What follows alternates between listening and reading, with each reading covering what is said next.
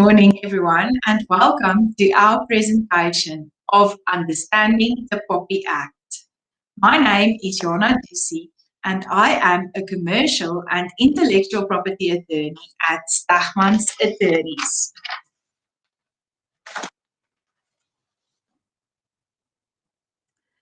So today, we are discussing understanding POPI and the implications that it has on your business. What is POPI? POPI is the Protection of Personal Information Act. POPI governs the way personal information is collected, stored, used, and deleted. It does not stop you from processing data. So most people are asking, why is everybody making my life so difficult? This is not to make your life difficult. It is there to protect you as a business.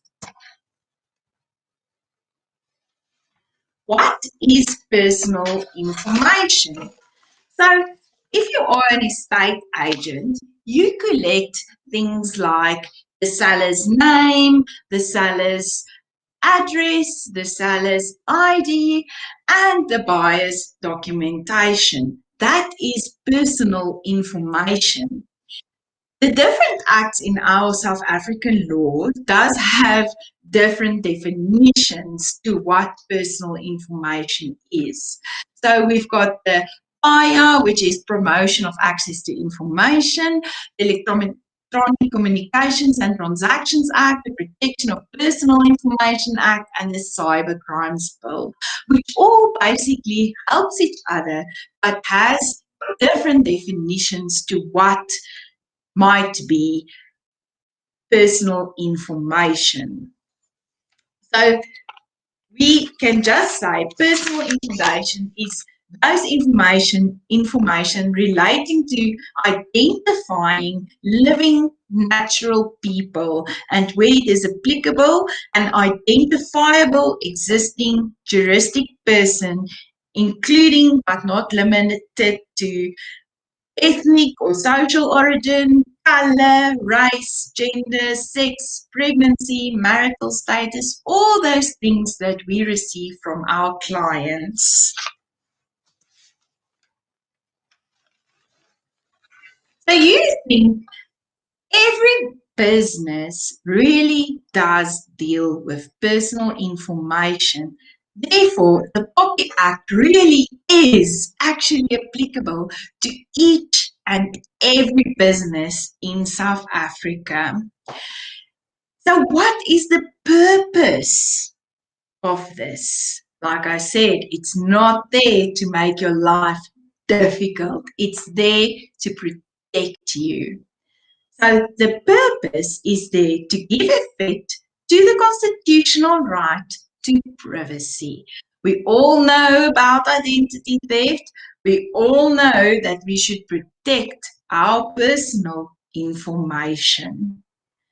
So this purpose of the POPI Act is definitely there to ensure responsible processing, collection, storage, and sharing of personal information. And how can you be POPI compliant? I will deal with the 8 conditions that your business needs to comply with to be POPI compliant. Let's start with the first condition. The first condition is that an accountable person should be appointed in your business. If you have a big business, you can actually appoint a responsible party in your business to make sure that the POPI Act is actually applied properly in your business. But at the end of the day, you as the business owner are still the accountable party. So you must make sure that all your rules and regulations is actually applied in your business. You have to know where the data comes from and where the data goes to at the end of the day. The second condition is limitation of processing. This provision is placed, sorry about that, this provision is placed on the processing of actual special personal information like children. You are not allowed to process personal information of children. If you have a kindergarten, you actually have to have the permission of the adopting parents, of the parents, whoever who can give permission when you are processing the information of children. And you have to have regulations regulating that. So it is really important that you have rules in place regarding limitation of processing of information of the POPI Act. We can now say, is the data subject aware of the purpose of why you are processing this information? Because they need to know. Are they aware? Is the children aware when you are processing it? Or the responsible party that's taking care of these kids? Do they know why you are collecting all this information about them? So let's go to the third condition, which is specification of purpose. So again, you need to have an actual purpose, and you need to specify the purpose of why you are collecting this personal information. If you're an estate agent and you're collecting the seller's details, you are collecting it to be able to process a transfer and to give that information to attorneys. So your seller must be aware that you are actually going to give this information to the buyer or to the attorney that will be able to process the transfer. So for what specific lawful and explicit purpose is the personal information collected? That should be one of your stipulations when you actually put in place your POPI compliance documents. What specific, lawful, and explicit reason you are collecting or distributing or keeping personal information. Number 4, further processing limitation according to reasons for collections. So you are collecting and you've got a purpose why you are collecting this, but now it's even further limited. And how is that limited? Further processing of data once collected must be in accordance to a compatible purpose for which the data was collected in the first place. So I am using a simple example. Our firm collects a lot of personal information from our clients. When I deal with a matter regarding a divorce, I collect personal information. But when I collect information for a transfer of a property of the same client, then I have to stipulate for what reasons I am going to use your information, why I'm collecting this information, and where I'm storing this information. So that's really important, and you really have to make sure that all your processes is in place and that your clients know that when you are collecting some of the information, for what purposes you are going to use this information. You can see throughout there's a very sure process of making sure you are collecting for a reason, you are keeping it for a reason, there's a specific purpose, and you should always have that set out and readily available when someone asks, "Hi, why are you asking me for my weight when you are my attorney?" There's no possible reason why you would require my weight. But if that person is perhaps not psychologically well or something and the application is to have an executor overseeing the estate, it might be a factor that we need in with regards to that matter. But very rarely will your attorney need your weight and height to actually do their job. But if you are a dietitian, it's a very good reason why your dietitian is actually collecting your weight. So make sure it's stipulated and make sure that people understand why they are required to give that personal information to you. Let's go to the fifth condition. So this is the information must be of quality. It must be correct and complete. So how, without thinking of what is complete and what is correct, we can go back to the conditions where it says that the individual from whom you actually collecting personal information must be aware of you using that actual personal information, and they must be aware of why you have it. When an estate agent collects personal information of a buyer or a seller, they give it to the attorneys to effect the transfer. Does the seller actually know that? And did the agent actually receive that information from the actual buyer or the actual seller? Is that the actual seller? Do you, as an attorney, know that the agent actually followed the correct procedure to receive the correct and complete information from the actual seller? You have to know and make sure that you can back up and say, this is what the agent said. And the agent has to make sure that the actual individual completed that information.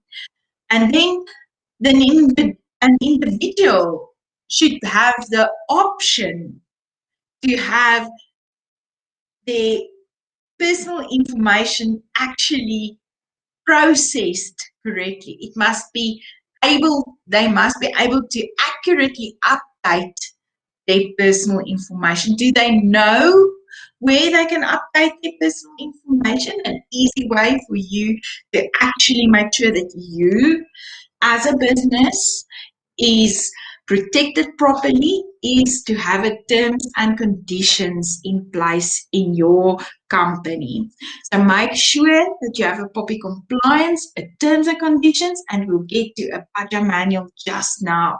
But you have to make sure that the terms and conditions is there in your company.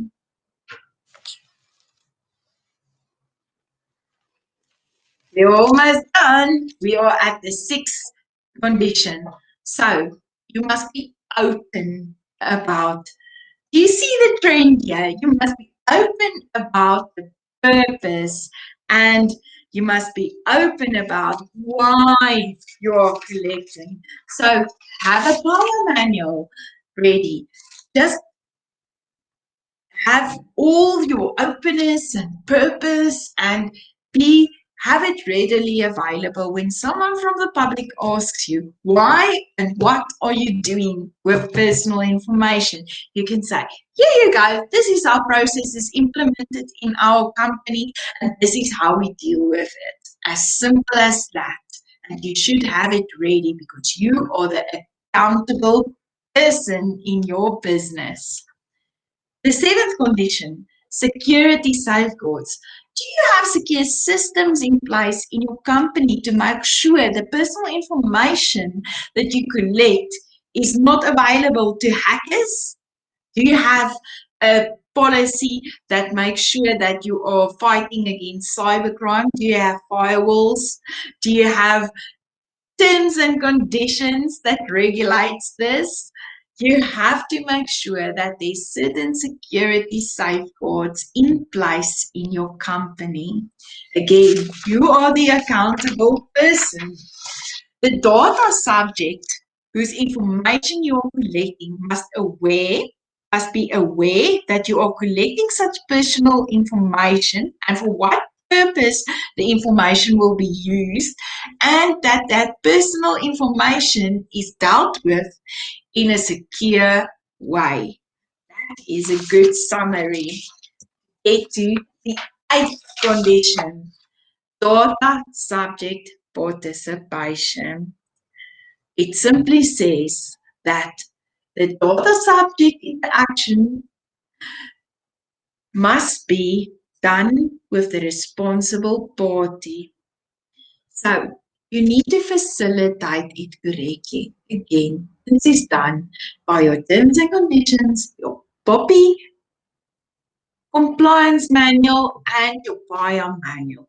So have that in place, addressing most importantly the summary of the 8 conditions: security, purpose, why, what, and how. And there you have it, the 8 conditions to be POPI compliant. It's as easy as that. So we have learned that we need a POPI manual. What is the POPI manual? It is the Promotion of Access of Information Act.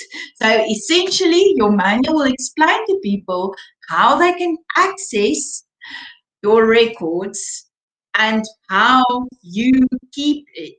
So again, your summary, how, what, and why, and purpose, an explicit legal purpose. Who does this apply to? Who needs to be POPI compliant? As I said before, each and every business in South Africa, because almost each and every business in South Africa actually collects personal information. So it's applicable on a 50-man show, on a one-man show, on every single business, even a non-profit organization. So you really, really have to deal with it and make sure that you are compliant. When should you be compliant? Oh, this now has been coming for a very long time. Government has told us since 2013, and it's now 2021, that we should start getting more compliant. And we have all been made more aware of what goes on around us. We are all more aware of identity fraud, of all the things that we should be aware of, all the cyber crime that is happening around us. We must make sure that we have cybercrime insurance in place, because we are a very, very big target in South Africa to hackers.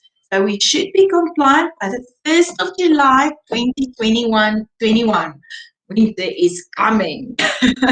We should be ready and good. So you now have to quickly get compliant. And what is the 5 steps you need to take now? Compile your policies, but don't download it from Google. Remember, each and every business is different. A nail salon collects personal information, but on a different level than an attorney firm does. So make sure that your policies is there in line with your business and what is required of your business. Each business should be compliant, but differently so. So you're welcome to contact us as Stegmanns Attorneys, and we are very available to assist you. But please don't download it from Google. Appoint an information officer. Have someone in your company that is the responsible party. Conduct a personal information impact assessment. Do you know what your assistant does with the ID that they just copied of your doctor's? What are they doing with your ID document? What are they doing with the IDs, the copies they make of your clients? Is it lying there by the printer for someone to just pick up and the next thing you know, your company is liable for identity fraud. Is there a specific way you are handling this? Then con- con- create awareness amongst your employees.